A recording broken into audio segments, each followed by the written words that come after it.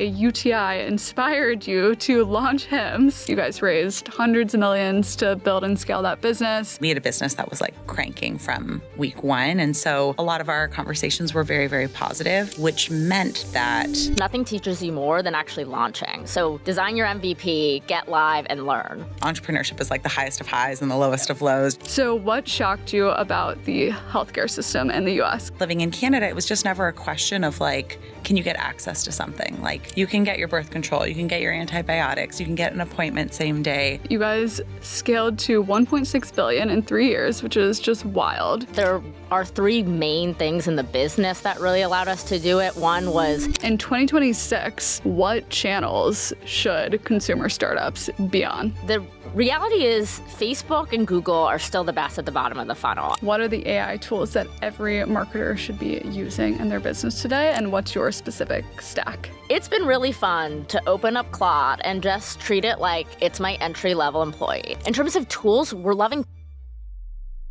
I'm Ruffin, and this is Brydge Club, the girls' club of venture capital, bringing you into the rooms where deals actually happen. Today on the show, we have Hilary and Emily Boschwitz. Hilary is the co-founder of Hims & Hers, the near $7 billion health tech platform, and Emily was her very first hire. Now they've co-founded their next venture, POCA, reinventing sugar with a pocket-sized, zero-calorie syrup with a little boost of fiber. In this episode, we're covering everything from how they scaled and took Hims public at a $1.6 billion valuation in just 3 years, the actual marketing strategies they use to build some of the fastest growing consumer brands like Hims, 8 Sleep, Kindred, and now POCA. Plus, how they landed POCA in acquired stylist bachelorette content and how to engineer a product for organic virality. I hope you enjoyed this week's episode.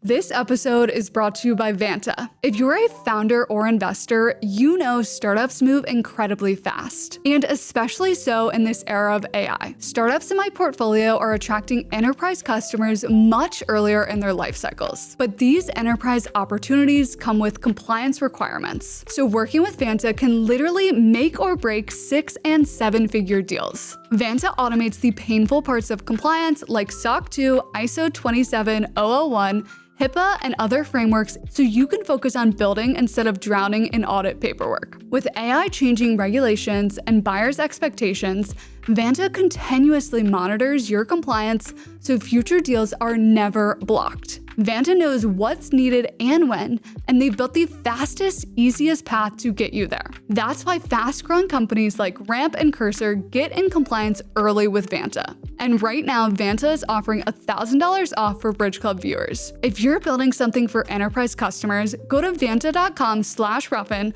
or check out the link in the description. And huge thank you to Vanta for this partnership. We're so excited to finally meet the two of you in person. As we were saying earlier, we've met on Zoom, and one of your first hires at Hims, Steph Martin, introduced us, so it's been so fun. Oh my gosh, a long journey. It's meeting in person. I know, we're going all the way back, and I'm excited to be with you here today. So Hilary, I'm going to start with you. So you started your career as an admin, and just what feels like a few years later, you took Hims public for $1.6 billion, which is wild. So it's crazy. Tell us how you got to where you are today. I mean, I think what is the most important thing to know about me is that I'm an oldest sister and I had a single mom. And so I had to do a lot with a little always.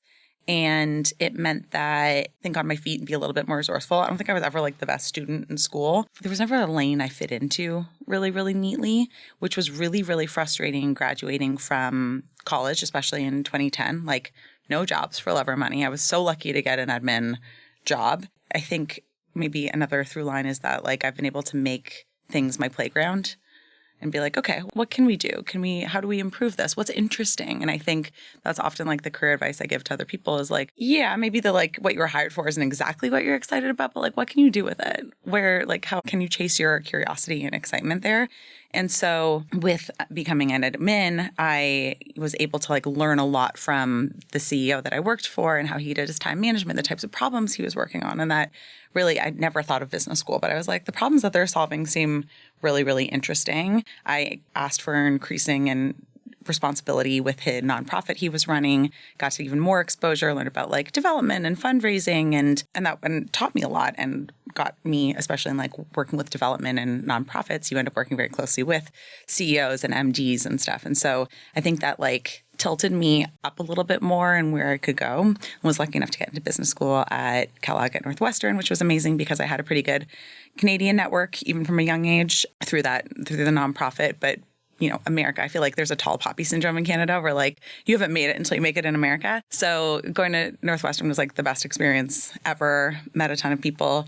But similarly, had that same struggle of like, I didn't fit neatly. I would have loved a management consulting job. I would have loved a job offer from like a big CPG company. No dice. Like they were like, who is this random Canadian? Cool that you were a nonprofit, I guess, but I don't really know what to do with you. And so like a force function, really, I had to go smaller and smaller until I could find somebody. And I'm super lucky that Andrew Dudum gave me a chance, honestly, just because of like, it was kind of like a rom-com meet cute. To be honest, like he thought I was coming in for a product management job. I thought I was coming in for like a marketing job. 4 minutes in, we're like, oh, we're just going to have to kiki. And so we had a chat and believed in a lot of the same things. And he was just kind of like, listen, we're building a lot at Atomic. I don't really know what necessarily you would do, but come and let's learn. And so similarly, and this was like getting the time machine of 2016, Glossier was cool. Runway was cool. Glossier, I'm still cheering for like a full comeback, but that was like, I would have killed for a job at any of those places. And we've talked about like our experiences at business school, maybe looking at things that are a little different, a little interesting, and not necessarily what you're being taught in the curriculum. And so I was looking really closely at these D2C companies and these consumer companies that would have never, ever, ever have hired me.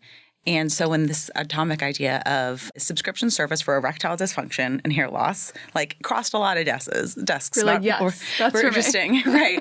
I was like, well, I think I could apply a lot of the things that Glossier is doing and Dollar Shave Club is doing and all these companies that I'm looking at in a way that actually has like super strong economics. And so again, it's like, it's not obvious, but I believe you can make a playground out of anything. And yeah, that's kind of just sort of followed curiosity, not always by choice, but was able to figure it out. I can relate to the not always by choice. I probably also would have loved one of like the big tech Amazon jobs out of business school, but I was also not their prime candidate, so here we are. Totally. I remember I got one final round at Instagram, and I was like, I hung everything on it. I wanted it so bad, and they were like, I don't think they like ever called me back after that. I was like, okay. Well, cool. Everything works Quickly out humbled. the way it's meant to. Yeah, totally. You learn that. Exactly. And Emily, what about you? So you were on the founding team at Hims and have advised some of amazing startups like Eat Sleep and Kindred. How did you get to where you are today? Well, great question. I kind of fell into it, but I think it was a lifetime coming. So the thing to know about me is I couldn't read or write until I was in 7th grade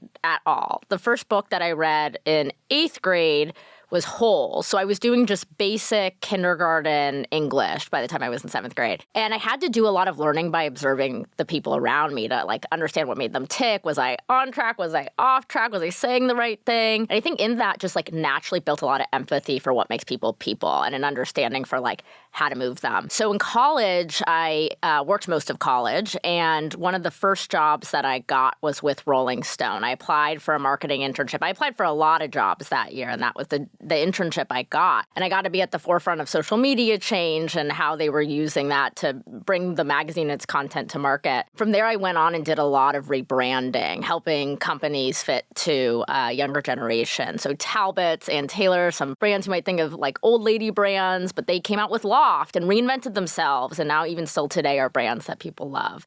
And after school, knew at that point that I just loved marketing. And I went to school for econ and math. So being dyslexic, I naturally gravitated towards math and not English. I avoided writing any essays in college somehow. Miracle. And I decided that I wanted to go back to San Francisco and learn what this growth marketing world was. And at the time, I had a job offer from Uber and a job offer from a company called Dropcam. And there was a woman who led marketing at Dropcam, Liz Hamran. I could tell that when I met her, that she would make anything possible for me. She trusted me to learn new channels on my own, run functions, having never done it before, and she was going to give me the structure I needed to like really succeed in the tech world and make the connections I need to for the future. And so I went to Dropcam, and Dropcam got bought by Nest. Nest got bought by Google.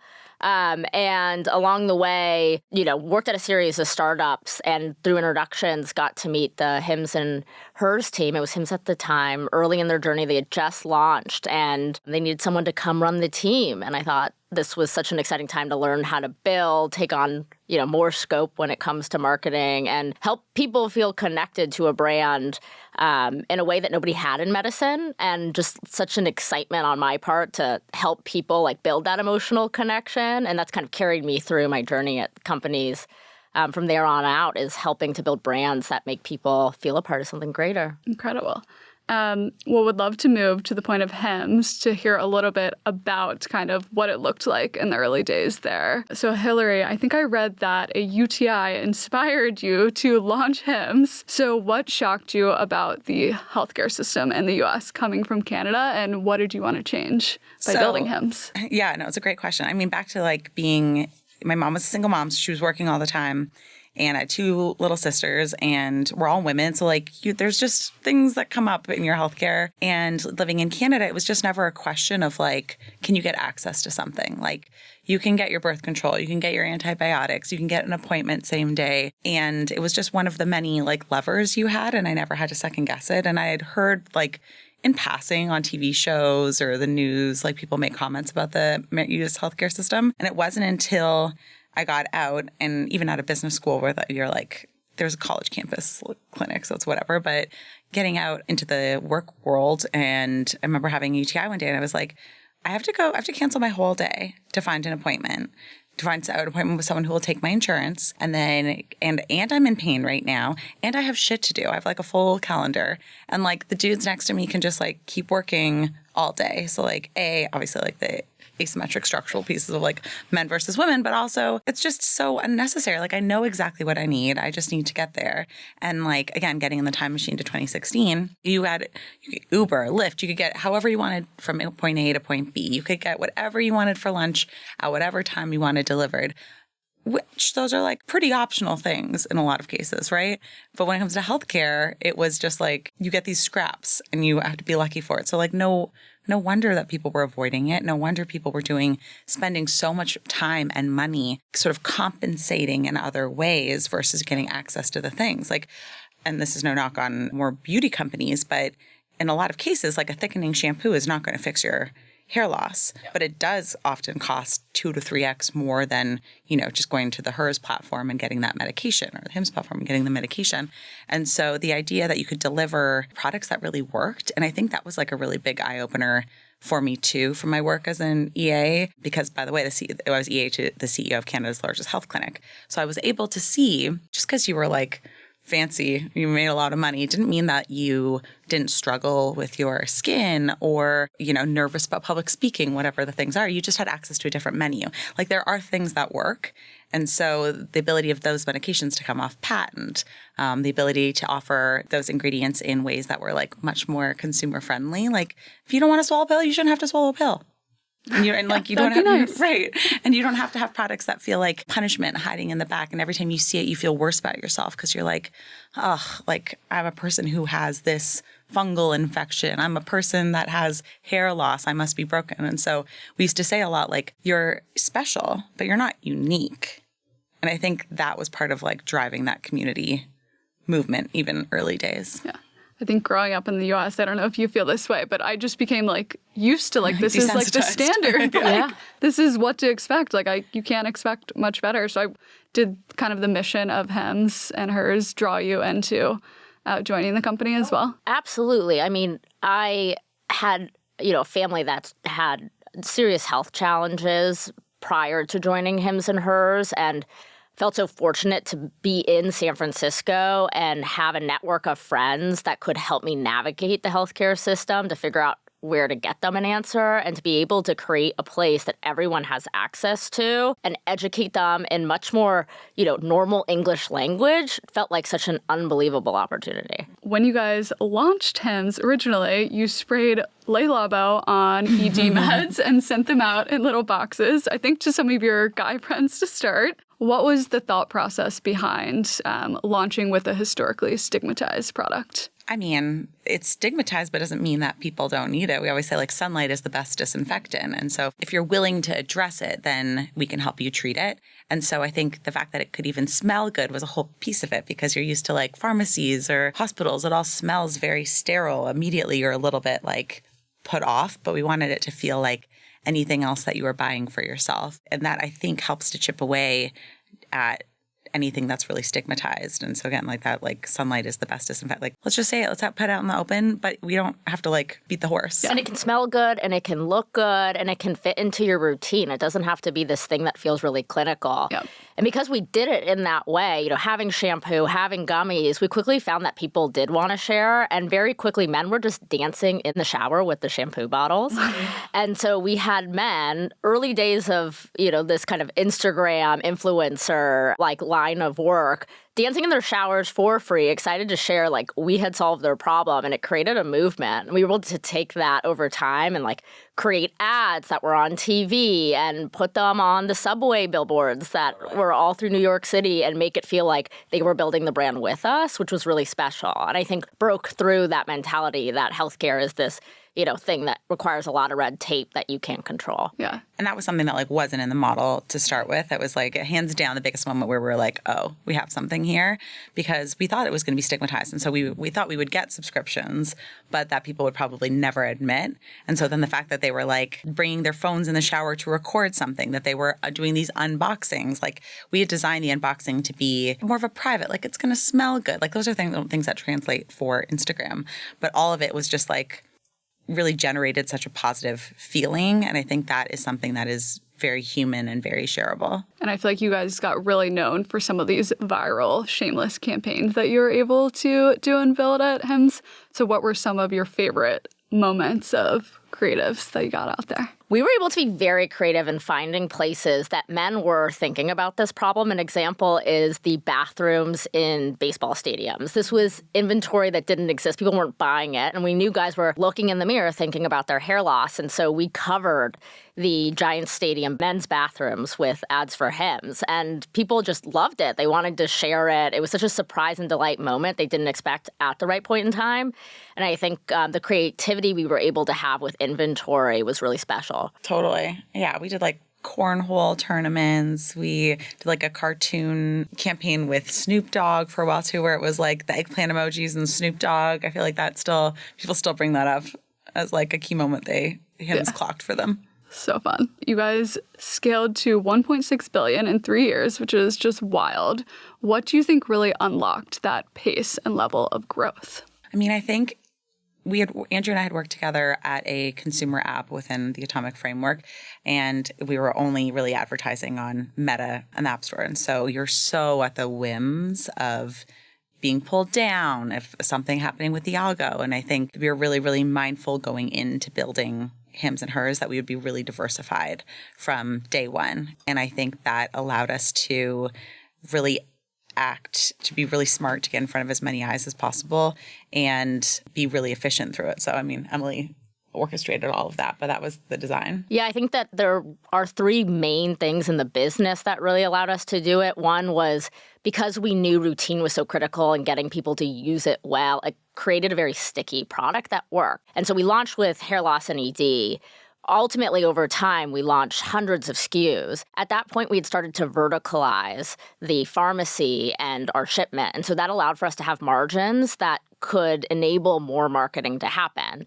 That layered with channel diversification made it so that we were not the whims of Facebook. When they had a bad day, we weren't down. And we could tell bigger stories that really resonated with people that you can't really tell in a static ad. So I imagine marketing and a lot of these things have changed now that you guys have launched your next business, POCA.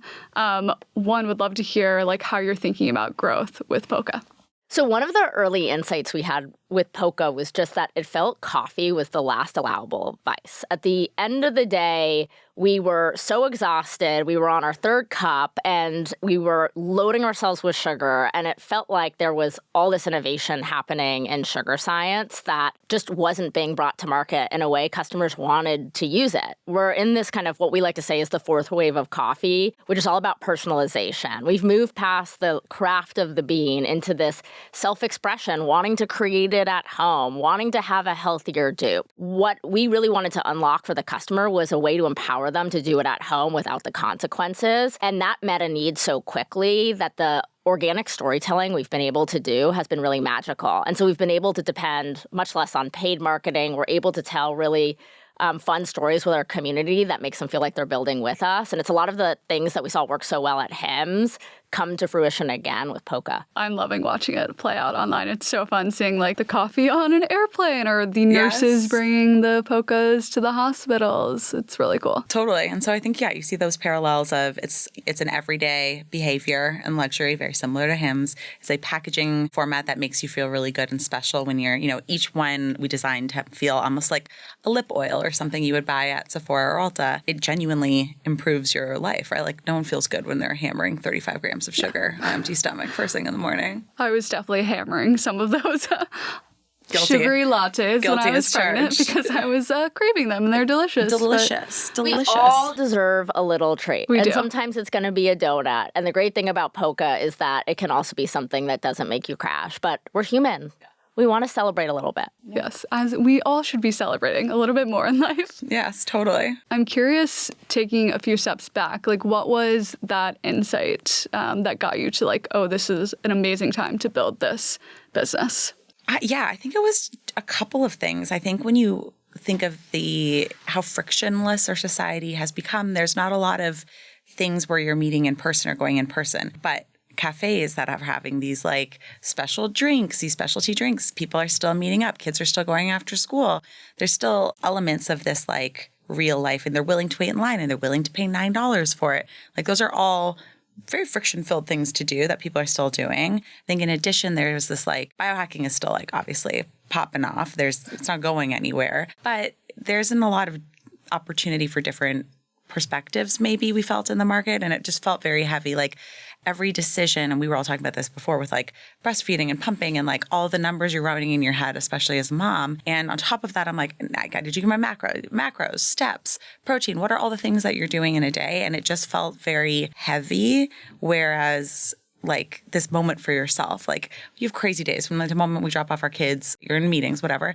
You can have this like vanilla latte like ends up meaning quite a bit to you. And we're not unique in that, right? Like special, not unique. There's people who it's a ubiquitous part of the Get Ready With Me that you see on Instagram, the dupe culture that's on TikTok. Like there's something there where it's like almost an extension, I think, of people's like personalities and moods and all of that. And I think like if the behavior that I looked at really closely with Hims and Hers was that consumers are like taking care of themselves and they're like willing to like go to the workout classes and have multiple products for the hair and all these things, like truly the early days of wellness, which is now burgeoned into a category or market cap of like 4x big pharma. So like we bet right on that. Similarly, like what is the human behavior that's happening? Consumers they're waiting in line. They're making these coffees. It's an accessory to their whole drink. Like there's something powerful there. We really wanted to build a brand that didn't give people another thing to optimize. We were working at a coffee shop doing marketing consulting through Gossamer World, which is our go-to-market studio. And it just felt like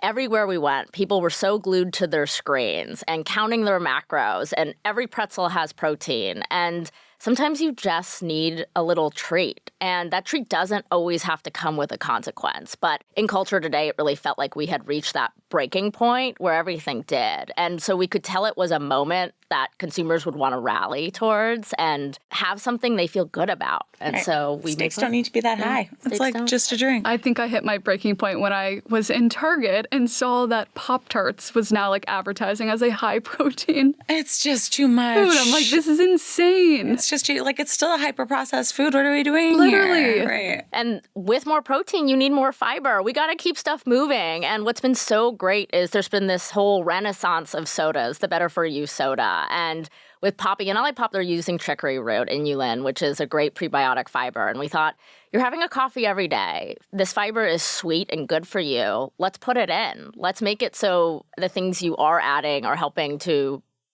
really keep your diet consistent. Totally. With fiber, you're satiated for longer. It helps like cut the peak of sugar highs, which obviously is not a problem in our product, but in general, like just things that you need more of. I think people probably don't need as much fiber, not need as much protein as they have right now. But if you are going to do it, you definitely need more fiber. Because there are like, I think in the US, we have like serious fiber deficiencies. Is Seriously, that right? yeah. I think that's a thing. I mean, all the processed foods, right? Like we're not eating whole foods generally have more. Beans have a ton of fiber. It's like, it's not sexy, right? It's like, it's a really cheap. Guess we should be eating more beans. Eat more I'm not beans. eating We should That's definitely right. be eating more beans. Yeah, Right. fiber's so broken down, and there's so many different kinds of fiber at this point too. And the way that they dissolve in your drink impacts how it dissolves in your body. And one of the things that we actually wanted to make sure we did really well with POCA is create a syrup that could dissolve really well in iced coffee. So that was another thing that we noticed in the market was that you go get these drinks and the sugar just sits at the bottom of the glass. Yeah. So with fiber and powder, you have the same issue where it doesn't dissolve. And with chicory root, it became a really special ingredient that dissolved really great in these drinks. And at Starbucks, 70% of drinks are iced at this point. Wow. So it's a big piece of the market. I know. Now we're spoiled, though. I went to, when I was in LA recently, a coffee shop, and I won't say their name, but I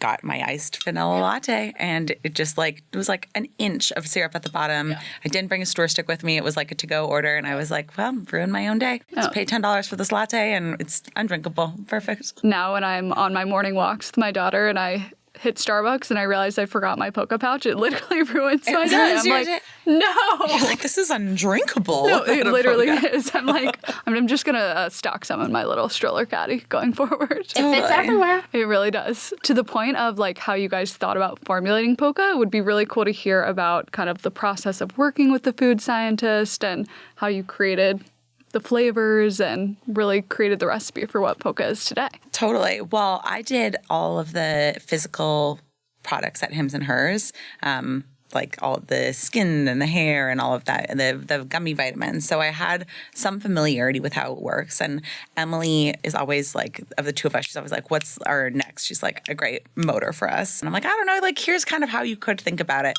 And she was like, got you.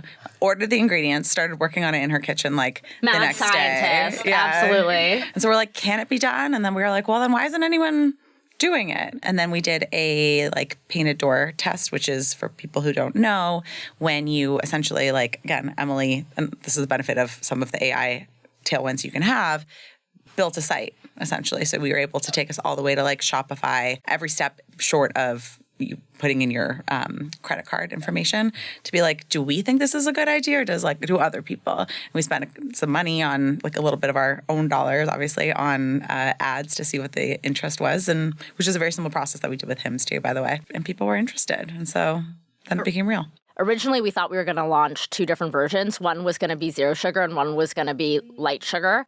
And so early, we figured out that the flavor attached so much better to no sugar, and people liked that so much more. Yeah. Allulose is the ingredient that we're primarily using, and it's a plant-based sweetener. The crystallization on dates and raisins you see on the outside is allulose. And so often when you go into coffee shops, they're overloading you with vanilla and you kind of taste the flavor. But when we put pistachio and caramel with allulose, you could really get the flavor out of it. And so it created this really like clean sweet that no one had really experienced before. Yeah. And I think we are uniquely picky, maybe is a nice word for us, in that we like hate the taste of stevia. So a lot of the like better for you formulated products out there have stevia. So that means they have an aftertaste, or they have sugar alcohols, which just like continue to ferment in your gut, which is why you'll get that like bloating feeling. And none of those are worth it, right? Like I would rather just have the real thing and like pay for it. But again, this is like a calculation you're doing in your head. Can I do this? Can I do that? Like all of that. So our ability to say, no, we want no aftertaste, we want no gut impact, and we don't want the sugar crash. Like, can we achieve it? It always blows my mind at Starbucks, like the sweetener packets that are still out there. I'm like, who's using this stuff? We I hear some definitely people all used to the use time. stevia all the time, but like, I'm sure that probably wasn't very good for me. We ran totally. some tests early on where we would have people eat different forms of artificial sweeteners. And what we quickly found is that people loved everything but sugar because all of the other options out there are so much more sweet than sugar that we've just become accustomed to it.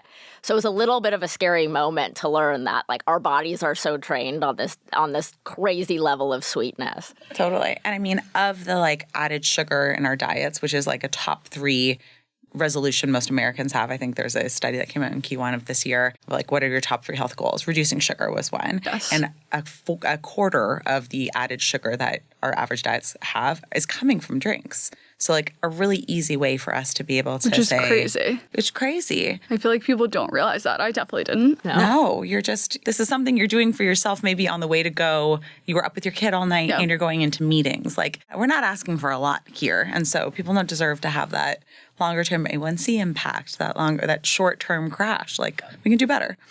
And the science has gotten there. That's the amazing part. With these new rare sugars on the market, you can actually have a really clean sweet without the aftertaste. But these supply chains have become so verticalized and integrated into the big brands that we go to today that it just has been our only option, but it doesn't have to be. I'm curious, going back to what you mentioned earlier, because I think a lot of founders are curious of like, okay, is this an idea I should like really go all in on? So or are my friends nice to me? Yeah, exactly.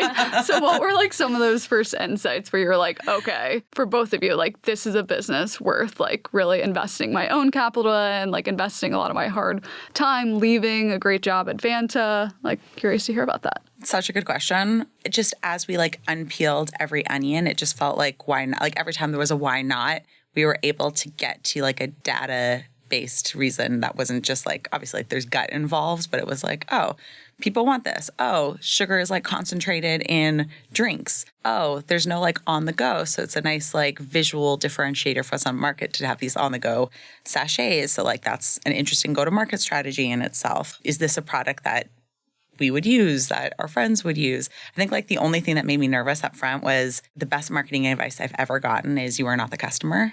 And I was like, oh, well, and like think of Hims, right? Like I'm not a balding man, but loved that. Loved doing that. And so I was like, you were not. Yeah. And so this idea of like, I love a nice vanilla latte, like, so I'm the demographic. That was the only thing that scared me. And so when we started to get that data from the painted door tests or from talking to people who weren't our friends, had nothing to gain by it, I think was where I was like, oh yeah, we got it.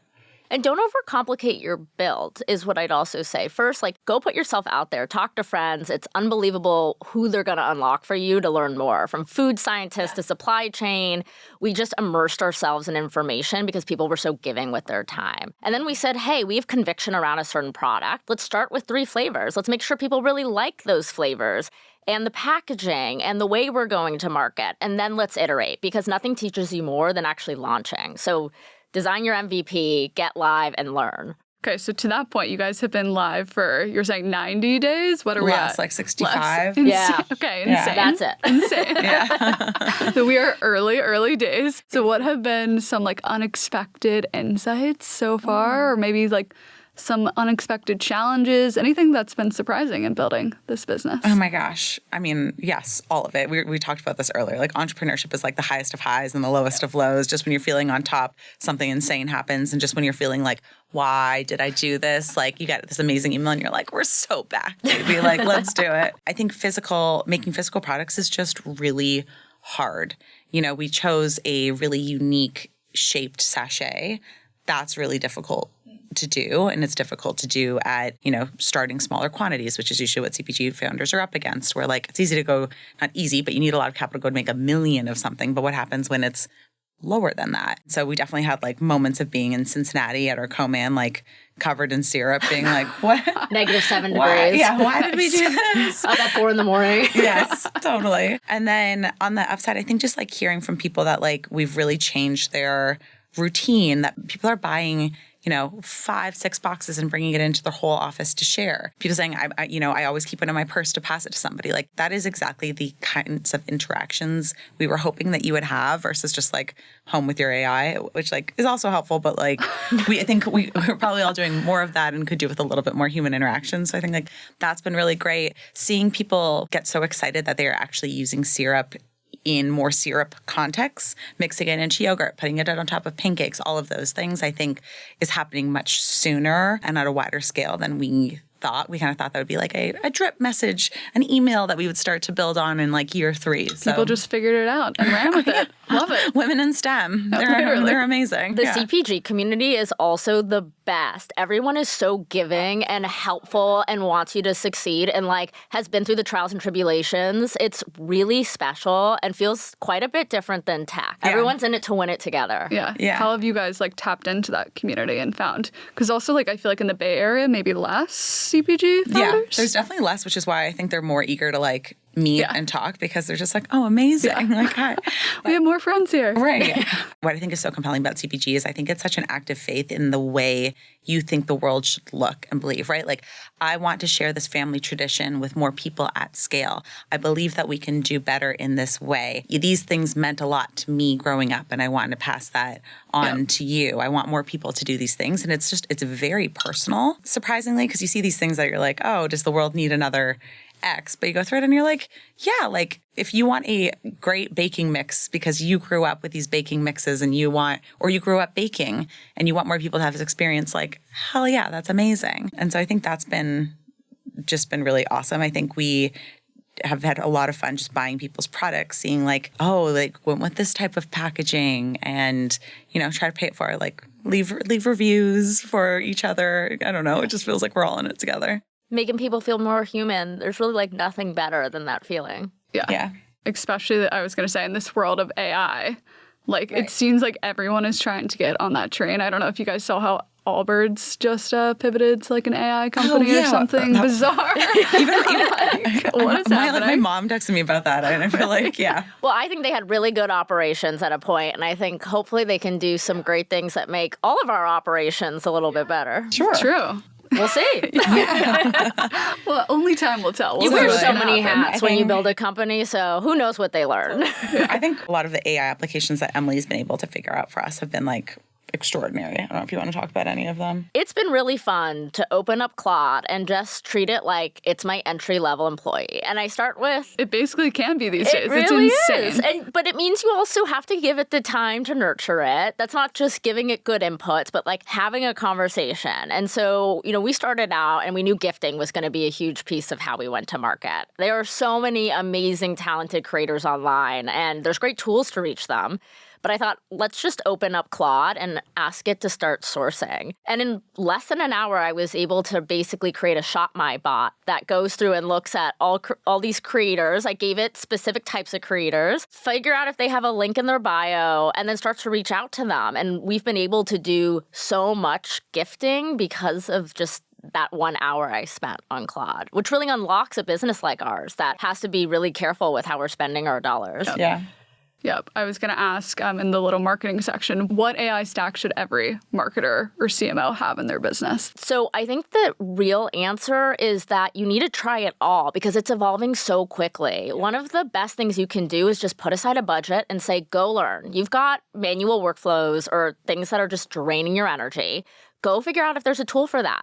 And maybe the tool doesn't work perfect now, but it might 6 months from now. And so just getting out there and trying. We're obviously using Claude Code. I find that ChatGPT is a little bit better for creative strategy. I'm still using a mix of all of them for actually outputting ads and absolutely still working with designers because that creativity is really unique. But just keep trying. I find the design is like the one piece that really has not. Yes. And I'm not sure it will ever get to the point of like, which I kind of like. Which is beautiful. Yes, like totally. I think you can do really good product shots and in different directions. That's going to unlock you to be able to do TikTok shop and Google shopping and test different things on your website. But to really build that authentic connection requires a different level of creativity. Okay, would love to hear a little bit around your fundraising experiences. So at HIMSS, you guys raised hundreds of millions to build and scale that business. And now for POCA, you've raised from investors like Brit at Offline Ventures. So would love to hear any hard lessons you've learned in the fundraising journey? I mean, I think the number one is just not all money is equal, right? Like you want to find people who really believe in you most of all, and probably the mission second, because they're going to help you. They're in it more long term with you. They're going to help you. You have to feel confident. I think that there is one, I think, really high from the HIMSS days is that we had a business that was like cranking from week one. And so a lot of our conversations were very, very positive. which meant that, not all of them, but many of them, which meant that I didn't see our investors as parents, and I still don't see them as parents. I see them as partners. And so there's the quintessential like investor, like, how can I be helpful? It's like, I have a list for you always, and I will tell you the things that aren't going wrong, and I will tell the list that are good things of going right. But I think so many people are like, well, how do I massage this for the investor? How do I? And then you're not giving the full credit. So I think you have to like really trust each other. And so I think the thing that has been very true across all of it is just like all money is not equal. And I think it's been really fun to work with, we pulled a lot of like friends and family essentially from hims and hers for this next journey. And so it was people who knew us, and I don't know that they had like sugar on their bingo card. But now they do. Yeah. Yeah. And there were very much, strategic people that we knew would round us out. Like we really spent a lot of time building out our personal boards and making sure people just make us better. And we knew there were going to be gaps when it came to CPG. And so bringing people around the table that could accelerate our learning and connections was so critical. Amazing. So gonna end this little section of the interview with a little rapid fire. Oh God, I'm so bad at these. Okay. What would you say is the unsexy part about building a billion-dollar business? Oh my gosh. The work never stops. You are always going to face unknowns, and you got to be ready for the battle. And there's a lot of fun and a lot of great learning that comes from it, but the learning never stops. True battle. Yeah. You're on the battlefield. Your skin gets calloused, which is good. I think the things that stressed you out in month 2 are problems you would wish you would die to have in month 24, right? Like the problems get harder, but you get stronger. Yeah. We're growing our grays. Yeah. I love that. I know I am. What is advice you ignored that turned out to be true? Inspect, don't expect. I think when you're moving really quickly, it's always easier. You can believe people who are like, I can make this problem go away for you, versus getting into the weeds. And the reality is, so my father-in-law says this all the time, inspect, don't expect. And there's no shortcut for it. You got to know every aspect of it, of any part of your business before you can hand it off, which is also unsexy. Yeah. Just add it to the list. Definitely no shortcuts in life. Yeah. What is the secret to getting past imposter syndrome? I think I had really bad imposter syndrome at Hims and Hers for sure. I mean, being like 27, you just really don't know. And like being like, I was like the last person in my business school class to get a job. And then again, I was in undergrad. So I was like, what is wrong with me? Like, how did this happen? I really just had to feed myself like proof points of what I've achieved. I love proof points. Your like internal algo can't bypass it. You're just like, well, I did this thing and I did this thing, and it can change and grow. But I think you just need to like fight it with facts and then keep going. Data is always great. Mm-hmm. And putting people around you who are other exceptional leaders, not necessarily at the company, but maybe at the company you're at, and learn from them. You'll find so often that most of the time they don't know what they're doing too, but they're putting people around them, frameworks around them to solve problems and learn to be better. And it's okay to be vulnerable in that way. Go seek out help. Don't be, scared to raise your hand and say, I don't know, but I'm going to go figure it out. And you learn that you can solve it, and that's what everyone's doing. We're all just figuring it out. Yeah. And I think with the right shift, imposter syndrome can actually be like a superpower because if you can recognize what you don't know and ask for help in those things, but not have it be about your own self-worth and self-value, just be like, oh yeah, no, I've never built a healthcare company before. Who should I talk to about this, right? Yeah. Like, I think a lot of mistakes happen when you assume, when you expect, don't inspect, all those things. So I think there's a way you can make it work for you. It's my big brain thought of the day. I think one of the biggest unlocks is realizing like even the smartest people at the biggest companies out there are truly just figuring it out day by day. Yeah. Literally. We're all wild in. Yeah. And I've been at many companies where we've hired real experts at what they do. And there is so much you can learn from them, but also there's so much that creativity that comes from not knowing and problem solving from the start. Completely agree. I feel like especially at a startup that matters. It matters way more often, like having just people around you that are like, I'm going to go figure this out. Like totally. almost having too much information It doesn't can have actually to be the way it is. Yeah. Just because it works that way, Yeah. it doesn't have to be that way. It can be better. In the early days at Hims and Hers, we really struggled with hiring too many people from healthcare because you'd say like, hey, healthcare operates today like a square. We are trying to build a circle. And then like go back for like 4 to 8 weeks, come back, and they would like have soften the edges of the square in the teeniest amount. And they're like, look, it's a circle. And you're like, oh no, this is not a circle. You need someone to come in from like frozen food and be like, hey, I was thinking about this thing. And like, that's the unlock. Yeah, I saw something very similar play out at the startup that I used to work at. Yeah. Never good to hire the traditional folks. I mean, they might add some things from time to time. But Right. It's that like higher floor, lower ceiling, and you just can't afford that. Yeah. All right, Emily, you teed me up for a great next question. What woman has been the biggest advocate for your career? Oh, well, I definitely mentioned her, Liz Hamren. I mean, 2 reasons. One, she was so encouraging of me and ensuring that I knew I could do anything I put my mind to. She gave me frameworks for building out my personal board. She made introductions when I was working for her to other great CMOs for future opportunities. That's actually how I got introduced to Hims and Hers, was she introduced me to Jonathan Sills, who became an advisor for Hims and Hers, and he brought me in and just taught me so much about how important it is to build that network. Incredible. What about for you? Oh my gosh. But back in Toronto, when I was an EA, Amy Barishnik, who is an incredible now, she just launched her own company in the will space, sort of like digitizing the will space, which is like very convoluted and crazy in Canada. Yeah. Maybe that's our like, I mean, in any country, but maybe that's our flip side for more simple healthcare. And she had just graduated from HBS at the time. She was like an investment associate, and she read through all of my MBA. She encouraged me to apply to business school, read through all of my essays, would like walk me through my stories. Anytime I was like, maybe I'll just like push the GMAT one more year, would like let me sit with her at like 24 years old with we'd have like salads at her desk. That process is crazy, by the way. The business school process and it's is crazy. insane. And to have somebody who like was Canadian and went to a Ivy League school and did these things and come back and think that you were worth that time, I think was really, really meaningful. And then I think that I got to shout out Kate McAndrew because from Bowkins, because she really like lives it like a muscle.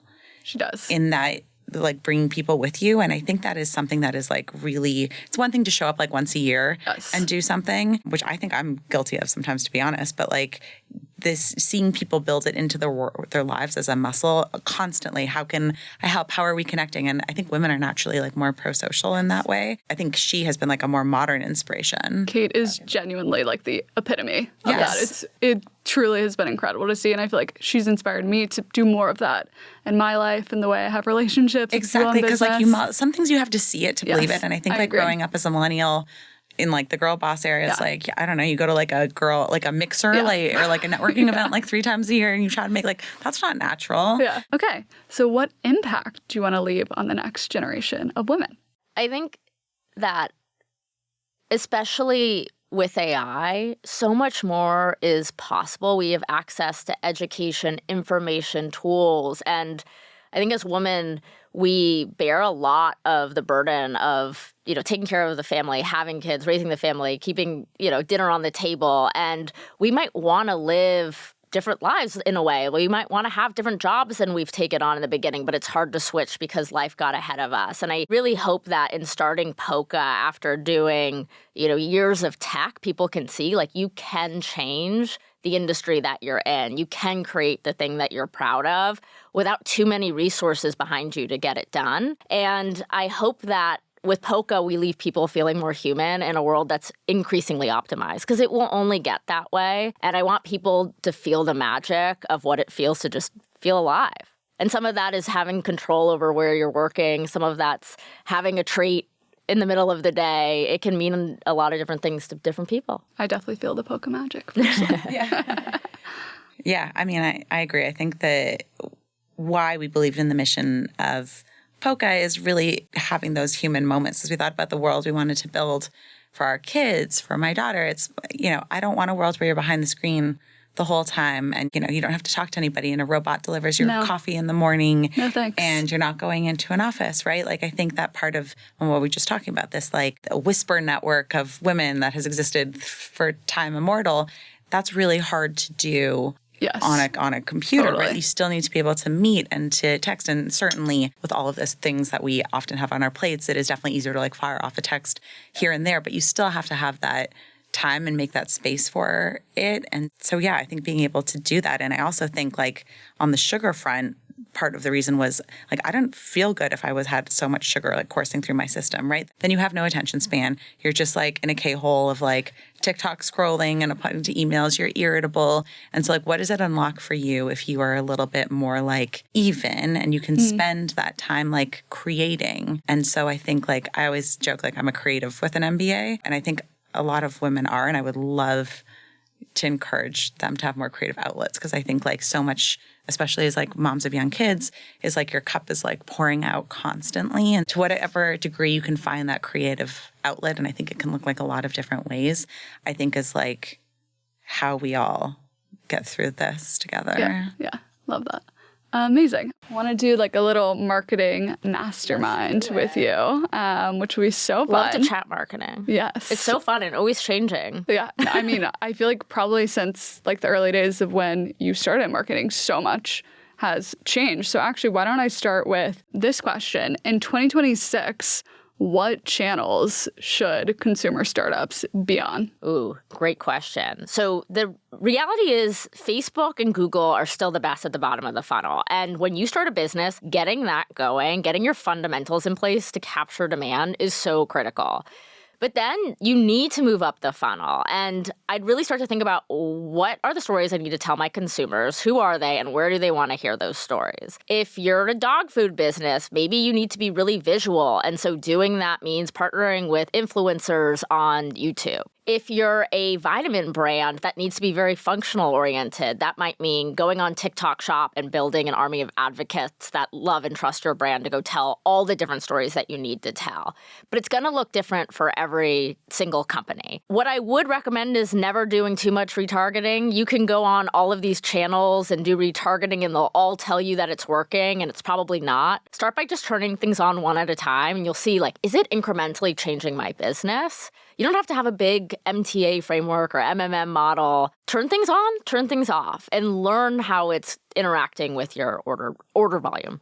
What are some like newer, scrappier, more unique ways, like in terms of channels people are tapping into in 2026? So one of the new things I'm loving is Home from College. Oh yeah, I know the founder. Julia, is just remarkable, and creating such an avenue for college kids to get into the workforce. And there's so many different ways that you can be partnering with them to build just authentic stories for your brand, from how you want to show up on Reddit and having a group of evangelists start to post for you, to having them create UGC. There's all these just talented young folks out there that you can leverage from that marketplace and have across many of your channels. It's a lot of college kids who have built quite a following and point system there. An actual business of like, and know how to work it. Kind of crazy. Yeah, it works. Now I'm like a little skeptical of anything I see on Reddit. Absolutely. How do you think about building and creating the world of POCA as a brand? So we knew that treating yourself was something the world just needed more of. We are so over-optimized, and having a moment for yourself without trade-offs and consequences, something that could feel just like a little treat, is so empowering. Nothing feels better than drinking that Starbucks latte that has 400 calories and, 40 grams of sugar, because it's a euphoric moment. And I think that it's just so important to build a brand that people can celebrate and feel excited about, and not feel like it has to be something that's clinical or going to make you better or more optimized. Sometimes you just want to feel celebratory. And so in that, we wanted the colors, the language, the name to feel just so much like a treat that it was just undeniable what it was. Yeah. It's a little POCA in your pocket. POCA in your pocket. That's so right. Fun. Would be curious. So for anyone that's looking to get started marketing their company, like how do you just start from scratch? Like how did you go about thinking about like where do we even start with POCA and getting POCA out to the world? So I always say start with your positioning. You're not going to be everything to everyone. You need to solve a problem today. You built your product because you had an insight that you could meet a problem and solve it well. And so I'd really think about who you're telling that to and how you find different ways to tell that story. Influencer marketing is going to be critical for any brand. Even when I was running growth at Vanta, having influencers across channels, including you, I was gonna say. discuss how, Vanta really is helping your business and other businesses of people you know can build so much early trust. And if you have that foundation in place, there's so much more you can do with your marketing. How do you think about partnering with the right influencers? There's going to be some trial and error. Part of finding influencers is first making sure that they resonate with your end customer, but two, making sure they really understand your business and authentically can tell your story. And you might find that it sometimes works with one type of influencer and not another. Sometimes within a category of influencers, you might find there's certain people who just really get it. Spend the time getting to know them. Don't just treat it transactionally. Get to know them as a person, build rapport, help them understand your business, and then go build your content. From the creator influencer side, it does go a long way. Like actually like getting to meet the founders behind a company, like understanding like the story and vision. Yeah, absolutely. And we've created we say an AI bot, but really it's Claude code and it's designed to go out and meet influencers. And what we did is we started with, let's build mini campaigns. Let's go figure out what we want to say and who is best to say that. Then Claude can go out or I can go out and find the right person to tell that story because it's not a one size fits all approach. Yeah. At POCA, who have you found that has been kind of that core influencer that you want to partner with? Well, we're still super early, but we're seeing it all from nutritionists to nurses. Kayla, who's Espresso RN, has been such an advocate for POCA. We just did a giveaway with her, giving away POCAs to break rooms because nurses are just absolutely loving our product. They depend on caffeine to keep going, and POCA offers them something that makes just a basic cup of coffee a great cup of coffee, which they need. And I think that story really resonates with Kayla, but it also resonates with her community. And I'm sure there'll be more nurses that also works for, and nutritionists and makeup lovers who were, changing their lives for. Yeah. My sister's in med school, and I've been owing her a package of POCAs. We can make a little gift package happen for her. Hook her up with that. You guys have tapped into some really cool cultural moments at HIMSS, but also already at POCA. You guys landed organically in Acquired Styles bachelorette content. So tell us about how you pulled that off and how you think about the importance of tapping into cultural moments. It was such a fun moment. We were so lucky, and that was really all Kate, who's one of our founding employees, really looking at who was just telling really unique stories when it came to making matcha and matcha from anywhere. And in doing that, she found somebody who happened to be friends with the Acquired Style girls and was on the trip. And we just so naturally fit into her day-to-day that she's loving POCA and brought us along with her. And that's where I think that real authentic influencer interactions are going to happen, is like actually finding the influencers who you can make a difference in their lives. It's not just a transactional opportunity. Totally. They're not just doing it for like the paycheck. Yeah. They like genuinely, want to use POCA and are excited to just put it into their routines. And POCA, because it's portable, it's pocket sized, it can go with you anywhere. And so we like to say, really it can be a part of any break moment you need in a day. You don't have to wait until 3 p.m. to use it. You can do it in the morning, but at 3 p.m. after yoga, if you want a less potent smoothie full of sugar, like ask your Berries, bartender to go make you that smoothie with POCA. And we're seeing it happen already because it's portable. So we've been really excited about what that form factor can unlock in terms of the stories. So fun. Well, I've loved seeing all the